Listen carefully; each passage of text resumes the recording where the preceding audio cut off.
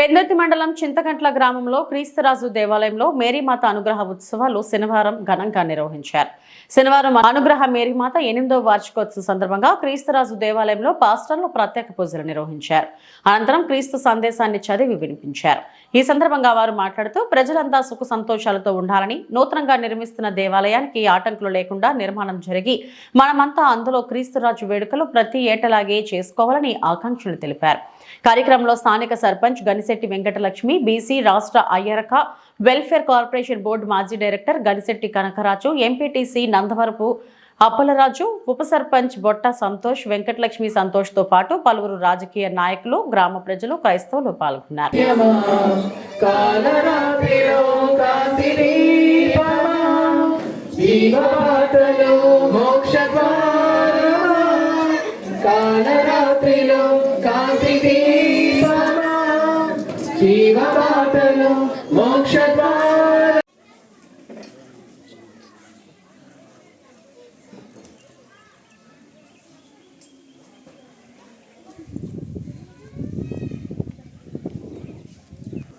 ఈరోజు ఈ చింతకట్ల గ్రామంలో క్రీస్తురాజు పండుగను ఎంతో ఘనంగా చేసుకున్నాం.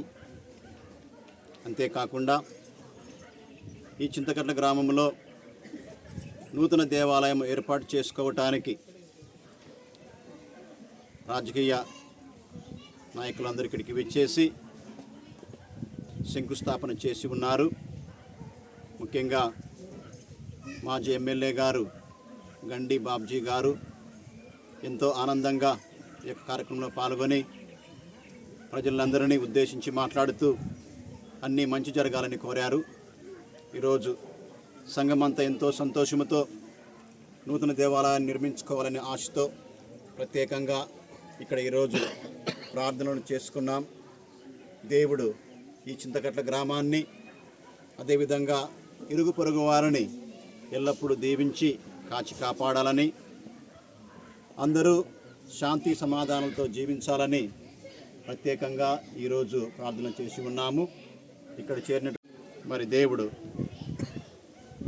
కాచి కాపాడాలని ప్రార్థిస్తూ ఆ దేవునికి వందనాలు తెలియజేస్తూ సంఘానికి కూడా నేను ప్రత్యేకమైన వందనాలు తెలియజేస్తూ ఉన్నాను.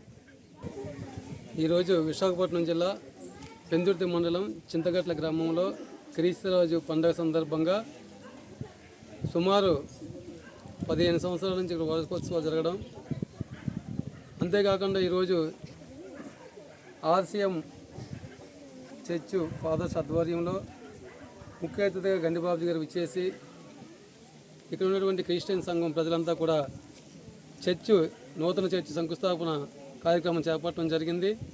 అదేవిధంగా మరి ఇక్కడ ఏదైతే మేరీమాత అనుగ్రహ మాత గత కొంతకాలంగా వెలసి ఉన్నదో ఆ మేరీమాత దీవెనలన్నీ కూడా ఈ గ్రామ ప్రజల మీద ఉండి ఒక కార్యక్రమం పూర్తయ్యి అతి తక్కువ సమయంలోనే మరి ప్రారంభోత్సవం జరగాలని ఆ దేవుని కోరుకుంటూ, ఆ దేవుని యొక్క ప్రభుని యొక్క ఆశీస్సులు ఈ గ్రామ ప్రజలందరి మీద, మా ఫాదర్స్ మీద, మా రాజకీయ నాయకుల మీద ఉండాలని కోరుకుంటూ సెలవు తీసుకుంటాం.